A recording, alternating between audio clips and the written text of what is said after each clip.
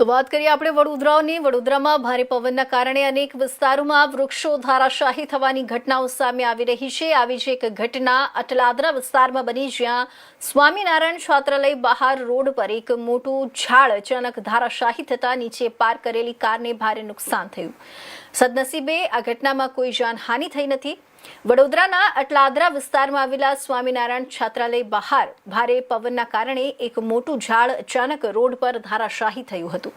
ઝાડ સીધું જ રોડ પર ઉભેલી એક કાર પર પડતા કારનો આગળનો ભાગ અને છતને ભારે નુકસાન પહોંચ્યું હતું। ઘટના સમયે આસપાસ લોકોની અવરજવર હતી, પરંતુ સદનસીબે કોઈ વ્યક્તિ ઝાડની ઝપેટમાં આવી નહોતી, જેના કારણે જાનહાનિ ટળી હતી। ઘટનાની જાણ થતાં સ્થાનિક લોકો સ્થળ પર દોડી આવ્યા હતા અને સંબંધિત તંત્રને જાણ કરવામાં આવી હતી। ભારે પવન અને વરસાદી માહોલ વચ્ચે આવી ઘટનાઓને ધ્યાનમાં રાખીને તંત્ર દ્વારા નાગરિકોને મોટા વૃક્ષો નીચે વાહનો પાર્ક ન કરવા અને સાવચેતી રાખવાની અપીલ કરવામાં આવી છે।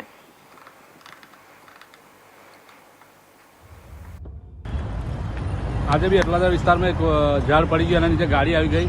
જો કે કોઈને જાનહાનિ થઈ નથી। તાત્કાલિક એક જેસીબી હતું, એનાથી ઝાડ હટાવી અને ગાડી કાઢવામાં આવી છે। જે રીતે વડોદરા શહેરમાં પવન ચાલી રહ્યો છે, ગઈકાલે બી એક કલાલી વિસ્તારમાં ઝાડ પડ્યું હતું કે કોઈ બી તમારા વાહનોમાં એકલો તો ઝાડ નીચે ઝાડથી થોડા દૂર મેળજો અને ઝાડથી જરા દૂર રહેજો, કેમ કે હવાનું જોર વધારે છે। એના કારણે જે દુર્ઘટનાઓ થઈ રહી છે, કોઈને જાનહાનિ થાય નહીં અને કોઈને ગાડીઓને નુકસાન થાય નહીં। તો વાપી મહાનગરપાલિકાની